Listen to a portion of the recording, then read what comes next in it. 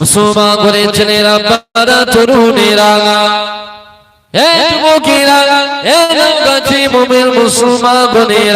আমার আল্লাহ পাক কোরআন পাকের মধ্যে আমার আল্লাহ আয়াত নাযিল করে দিলেন বিসমিল্লাহির রহমানির রহিম আমি আল্লাহ জানিয়ে দিলাম আতিউল্লাহ তোরা আমি আল্লাহ আমার ইতাআত কর ওয়া আতিউর রাসূল তোরা আমার রাসূলের ইতাআত কর তোরা আমি আল্লাহ পাক আমার হুকুম মান তোরা আমার নবী পাকের হুকুম মান আমার আল্লাহ পাক কোরআন পাকের মধ্যে 38টা জায়গাতে আল্লাহ জানালে তোরা আমি আল্লাহ আমাকে মান তোরা আমার নবী পাককে মেনে নে কিন্তু আমার আল্লাহ পাক কোরআন পাকের মধ্যে একটা আয়াত নাযিল করে দিলে আমার আল্লাহ পাক সূরা নিসার মধ্যে জানালে মাইয়ুতিউর রাসূলা ফাকাদ আতা আল্লাহ এই দুনিয়া মানুষেরা তোরা আমার নবী পাককে মেনে নিবে নবীর মানাটাকে আমি আল্লাহ বলে দিলাম আমাকে মানা হয়ে যাবে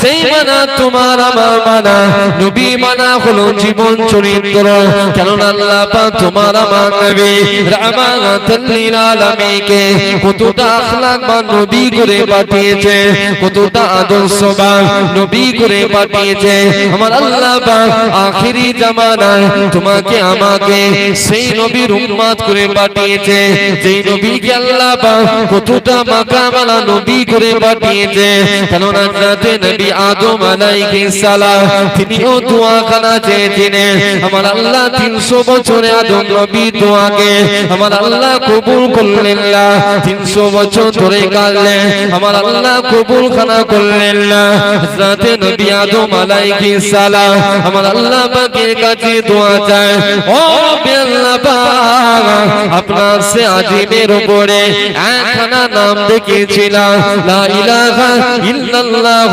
মুহাম্মাদুর রাসূলুল্লাহ ও আল্লাহ পাক সেই নবী পাকের ওসিলা দিয়ে দোয়া চায় আপনি আমি নবী আদমের দোয়াকে কবুল খানা করে নাও আমার আল্লাহ পাক জানালেন হে আমার নবী আদম যাও যাও চলে যাও আমি আল্লাহ পাক তুমি আমার কাছে এত বছর দোয়া চেয়েছো আমি আল্লাহ তোমার দোয়াকে কবুল খানা করে নাও হে নবী আদম যাও যাও চলে যাও আমার মুহাম্মাদের ওসিলা দিয়ে দোয়া চেয়েছো আমি আল্লাহ তোমার দোয়াকে ফিরাতে পারি না হে নবী আদম শুধু তুমি নয় শুধু তুমি নয় কাল কিয়ামত পর্যন্ত যারা আমার নবী মুহাম্মাদের ওসিলা দিয়ে দোয়া চাইবে আমি আল্লাহ পাক তাদের দোয়াকে ফিরাতে পারি না আমি আল্লাহ পাক তাদের দোয়াকে কবুল খানা করে নেব জোরে বলুন সুবহানাল্লাহ আমার নবীর ওসিলা দিয়ে দোয়া চাই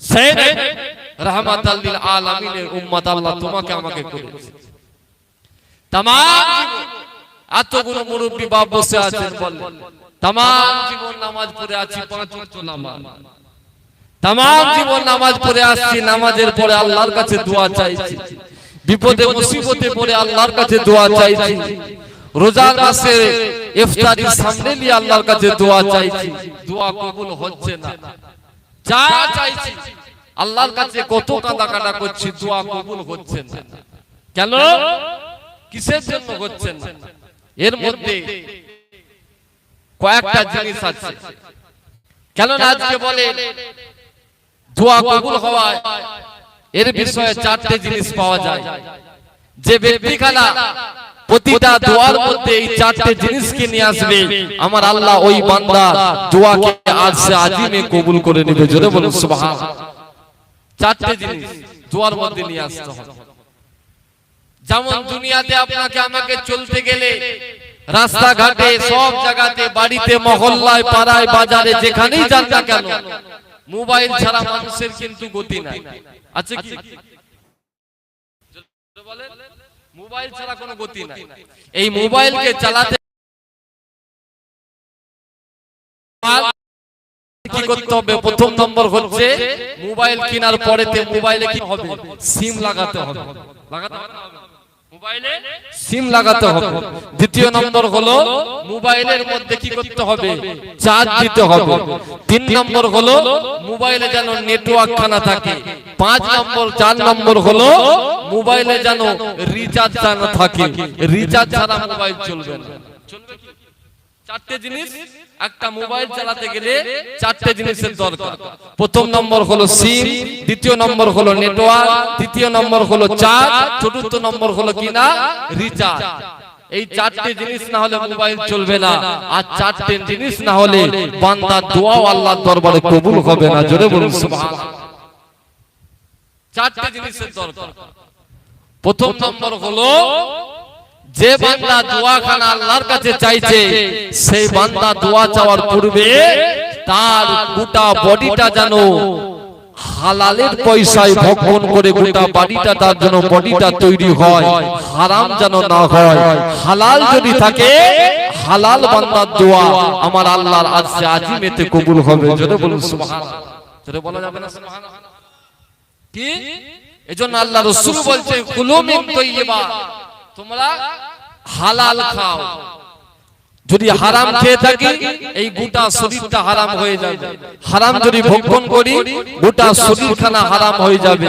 ওই বান্দার দোয়া আল্লাহ পাকের দরবারে কবুল হবে। যতবার আমি যতবারই আল্লাহর কাছে দোয়া চাইবো আল্লাহ দোয়া কবুল করবে না। কেন? হারাম হয়ে গেছে, হারাম ভক্ষণ করেছি। হারাম ভক্ষণকারী ব্যক্তির দোয়া আল্লাহর কাছে কবুল হবে। মুসলমান করে ছেলে মেয়েরা, বাবা তরুণেরা, এ যুবকেরা, এ নবী প্রেমিকেরা, তুমি আমি ইবাদত খানা করবে, তুমি আমি ঈমান খানা এনেছি, লা ইলাহা ইল্লাল্লাহ মুহাম্মাদুর রাসূলুল্লাহ, তুমি আমি ঈমান খানা এনেছি, আশহাদু আল্লা ইলাহা ইল্লাল্লাহ ওয়াহদাহু লা শারীকা লাহ ওয়া আশহাদু আন্না মুহাম্মাদান আবদুহু ওয়া রাসূলুহু। এটা হলো তোমার আমার ঈমান, এটা হলো তোমার আমার ঈমান। হে যুবক, এই কলিমা যখন তুমি আমি বললাম, তোমার আমার নামটাকে আমার আল্লাহ পাক মুমিন বান্দার খাতায় তুলে দিল। শুধু তুমি আমি মুমিন হলে হবে না, তোমাকে আমাকে ইবাদত খানা করতে হবে, আমার আল্লাহকে রাজি খানা করতে হবে, আমার আল্লাহকে খুশি খানা করতে হবে। যুবকেরা, সর্বপ্রথম তুমি আমি সাক্ষ্য দেব আল্লাহু আহাদ, আল্লাহ পাক হলেন এক। তোমার আমার সাক্ষী খানা কোন জায়গা দিয়ে আসবে? তোমার আমার সাক্ষী খানা জবান দিয়ে বার হবে। এই জবান দিয়ে তোমার আমার সাক্ষী খানা বার হবে। আল্লাহ নবী আমার হাদিস পাকের মধ্যে জানিয়ে দিলেন, মিন লিসানিহি ওয়া ইয়াদিহি, তোমরা জবানের হেফাজত খানা করো, জবানের হেফাজত খানা করো, তারপরে হাতের হেফাজত করো। সর্বপ্রথম জবানের হেফাজত করো। যেই বান্দা জবান খানা পাক হবে, ওই বান্দা দোয়াকে আমার আল্লাহ ফিরাতে পারে না, ওই বান্দা জিকির আজকারকে আমার আল্লাহ ফিরাতে পারে না, ওই বান্দা তাসবিহ তাহলিলকে আমার আল্লাহ ফিরাতে পারে না। হে যুবকেরা, যেই বান্দা দোয়া খানা করবে, দোয়ার পূর্বে তার জবান যদি পাক থাকে, ওই বান্দা দোয়াটাকে আমার আল্লাহ পাকে আরশে আজিমে কবুল হয়ে যাবে। জোরে বলুন সুবহানাল্লাহ। যে বান্দা সর্বপ্রথম জবানটা পাক করতে হবে। আল্লাহ রাসূল বলেছেন মিন লিসানি, আগে জবানের হেফাজত করো, তারপরে ওই ইয়াদিকে হাতের হেফাজত করো। আয় তুমি আমি মুসলমান, তোমার আমার জবানের ভাষা, জবানের কথা, মুসলমানের জান তো দূরের কথা, কলিজা খানা জ্বলে অস্থির হয়ে যাচ্ছে। এই জবান দিয়ে তুমি আল্লাহর নাম যতই ডাকো কেন, আল্লাহ বান্দার ডাকে সাড়া দিবে না। যতই আল্লাহ আল্লাহ করো, জবান যদি পাক না থাকে, আল্লাহর কাছে যতই চান না কেন আল্লাহ কবুল করবে না।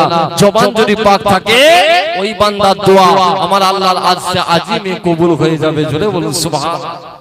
তাই আল্লাহ রাসূল বলছে সর্বপ্রথম তোমরা জবানের হেফাজত করো। জবান কি জিনিস?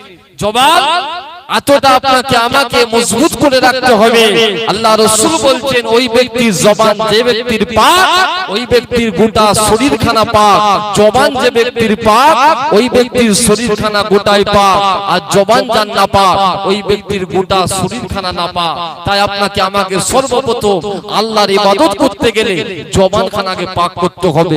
জবান তাদের পাক ছিল একবার দুনিয়া জমিন থেকে আল্লাহ বলে ডাক দিয়েছে ওই বান্দার আওয়াজ আল্লাহর আরশে আজিমে পৌঁছে গেছে জোরে বলুন সুবহানাল্লাহ জোরে বলা যাবে না সুবহানাল্লাহ আল্লাহর ওলি বান্দা যাতে নিজামউদ্দিন আউলিয়া রাহমাতুল্লাহ আলাইহি নাম শুনেছেন না শুনেছেন না শুনেননি দিল্লির জমিনে যা মাজার যাতে নিজামউদ্দিন আউলিয়া রাহমাতুল্লাহ আলাইহি কত বড় মার্তবা আল্লাহর ওলি বান্দা ছিলেন যাতে নিজামউদ্দিন আউলিয়া রাহমাতুল্লাহ আলাইহি জবানখানা কেমন পাক করেছে মুসলমান করে ছেলেরা বড় তরুণেরা এ যুবকেরা এ নবী প্রেমিকেরা আল্লাহর ওলি হযরতে নিজামউদ্দিন আউলিয়া রাহমাতুল্লাহ আলাইহি হুজুর আমার দরবারে বসে আছে হুজুর আমার তার বাড়িতে বসে আছে একজন যুবক ছেলে দৌড়ে দৌড়ে হুজুরের কাছে চলে এলেন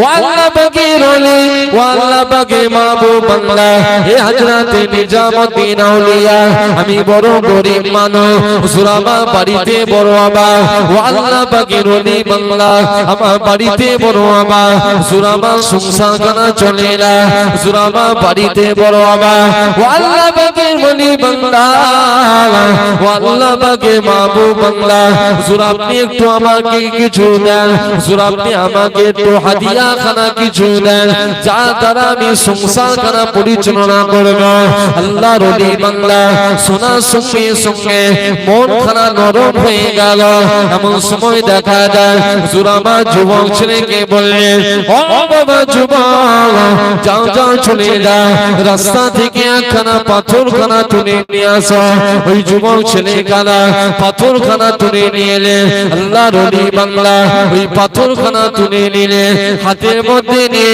কি যেন তিনবার পড়ে ওই পাথরের উপরে ফু দিলে এমন সময় দেখা যায় কিতাবীরা লিখতে লাগে হুজুর আমার তিনবার সূরা ইখলাস কানা পড়লেন কুল হু আল্লাহু আহাদ আল্লাহুস সামাদ লাম ইয়ালিদ ওয়া লাম ইউলাদ ওয়া লাম ইয়াকুল লাহু কুফুওয়ান আহাদ সূরা মা তিনবার সূরা ইখলাস কানা পড়ে হুজুর আমার পাথরের মধ্যে ফু দিলেন আল্লাহর ওলি বান্দা তোমাকে আমার আল্লাহ ফিরাতে পারে না ওই পাথরের টুকরোটাকে আমার আল্লাহ পাক সোনা করে দিয়েছিলেন আল্লাহ ওই পাথরের টুকরোটাকে আল্লাহর হুকুমে সোনা হয়ে গেছে যুবক ছেলে মনে বড় খুশি হুজুর আপনি আমাকে যা উপহার দিলে আমার ছোট্ট সংসারে তাম জীবন আমাকে আর কাজকর্ম করতে হবে না হুজুর এর দ্বারাতেই আমার সব চলে যাবে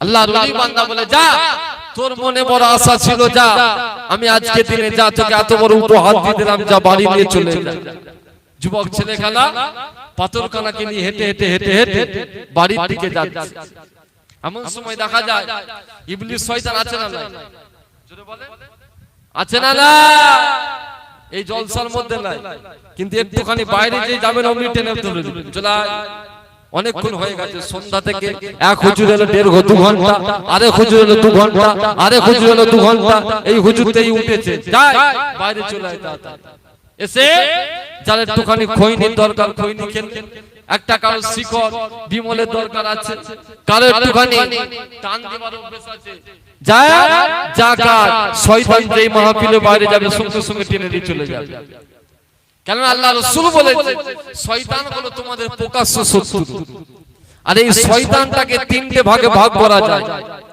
উলামায়ে কেরামরা লিখেছে শয়তান হলো তিন প্রকার নাম্বার 1 হলো শয়তান দ্বিতীয় নম্বর হলো কিনা জিন শয়তান আর 3 নম্বর হলো মানুষ শয়তান কটা বললাম জোরে বলবেন তিনটে তো এক নম্বর হলো শয়তান দ্বিতীয় নম্বর হলো জিন শয়তান আর 3 নম্বর হলো মানুষ শয়তান এই দুটো শয়তান আর জিন শয়তান এই দুজনের হাত থেকে যদি রেহাই পেয়ে যান বা আর এক নম্বর যেটা আছে মানুষ শয়তান এদের খপ্পরে যদি পড়ে যান সব শেষ হয়ে যায় দুনিয়া আখিরাত সব শেষ হয়ে যায় তাই শয়তান সব সময় মানুষের প্রকাশ্য দুশমন যুবক ছেলে হেঁটে হেঁটে যায় শয়তান এসে টাকা দেয় এই যুবক কোথায় যাস যুবক ছেলেখানা বলে আল্লাহর ওলির কাছে গিয়েছিলাম, হুজুর আমাকে ভালোবেসে হাদিয়া স্বরূপ এই পাথরের টুকরোটা হুজুর আমার সোনা করে দিয়েছে, এই পাথরের টুকরোটা নিয়ে আমি বাড়ি যাই।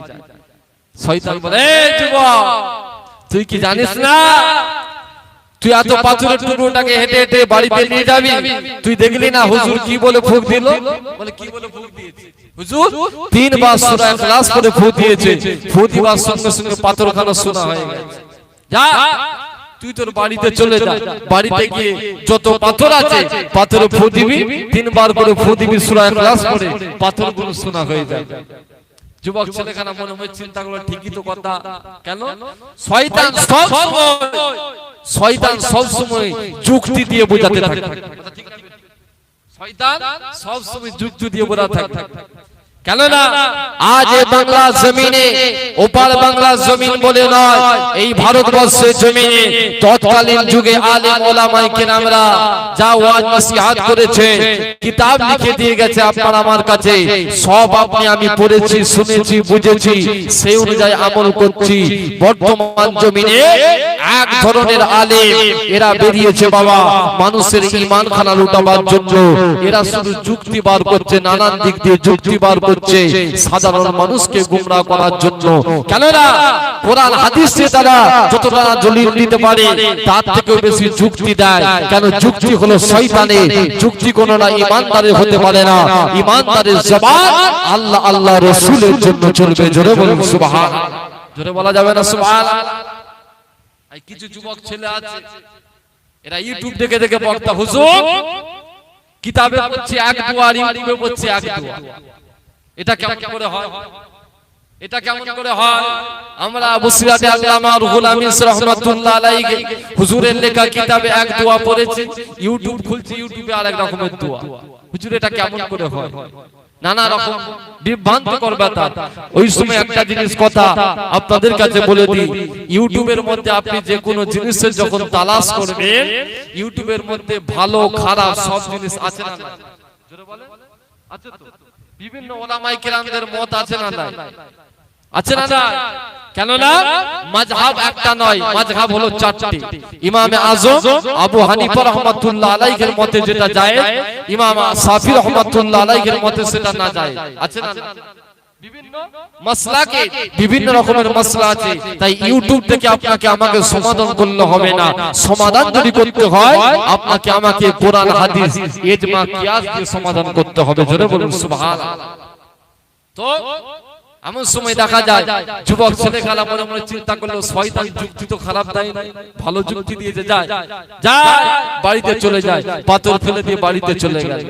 বাড়িতে গিয়ে বিবিকে ডাকছে, আমার বিবি যাও তোমাকে একটা গায়ে দিচ্ছি, যাও যত পাথর আছে বাড়ির চারপাশে সব পাথরকে তুলে নিয়ে এসো। হুজুর এমন সময় চিন্তা ভাবনা পড়ে গেলেন। বিবি মনে মনে চিন্তা করে, আল্লাহ কি ব্যাপার, এটা এতক্ষণ হুজুরের কাছে গিয়েছিল, ওখান থেকে এসে মনে হয় মাথাটা খারাপ হয়ে গেছে, এত পাথর কেন আনতে বলে? ঠিক আছে স্বামীর হুকুম, আনতে বলেছে আল্লাহ। পাথর সব পাথরগুলো এক জায়গায় জড়ো করে একটা করে পাথর তুলে 3 বার করে সূরা ইখলাস পড়ে, একটা করে পাথর তুলে 3 বার করে সূরা ইখলাস পড়ে। এরকম ভাবে সব পাথরগুলো ফুঁক দিয়ে দিয়েছে, একটা পাথর সোনা হয় না। জোরে বলুন সুবহানাল্লাহ। একটা পাথর সোনা কি ব্যাপার? না যাও চলে যাও হুজুরের কাছে চলে যাও, হুজুর ফুঁক দিয়েছে সোনা হয়েছে, তুমি ফুঁক দিয়েছো যাও না, যাও হুজুরের কাছে চলে যাও, তোমার ফুঁকে সোনা হয় না, হুজুর ফুঁক দিয়েছে সোনা হয়েছে, যাও হুজুরের কাছে চলে যাও।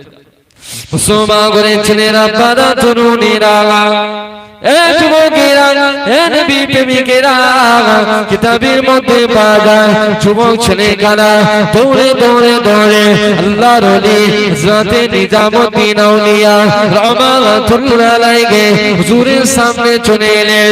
ওয়া আল্লাহ পাকের ওলি, ওয়া আল্লাহ পাকের মাহবুব বাংলা হে হযরত নিজামুদ্দিন আউলিয়া হুজুর, আমি পাথরখানা বাড়ির মধ্যে নিয়ে যাচ্ছি না, শয়তানের ওয়াসওয়াসা পড়ে গেল।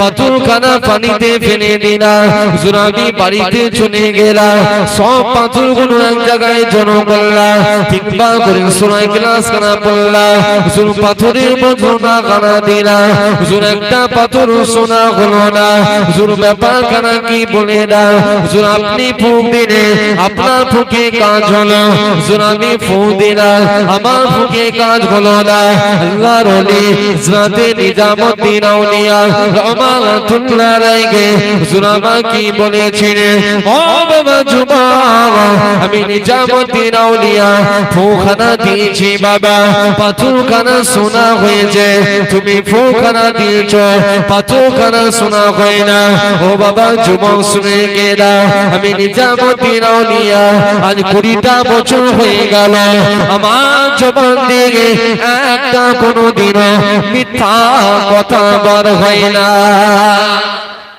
বলুন না সুবহানাল্লাহ আমার জবান দিয়ে 20টা বছর হয়ে গেল একটাও মিথ্যা কথা বার হয় না আমি নিজামউদ্দিন আউলিয়া আল্লাহর দরবারে যে দোয়াখানায় চাই আমার আল্লাহ কবুল করে নেয় জোরে বলুন সুবহানাল্লাহ কি বললাম তাহলে আল্লাহর কাছে চাইতে গেলে সর্বপ্রথম আপনাকে আমাকে এই জবানটাকে পাক রাখতে হবে কেন না প্রথম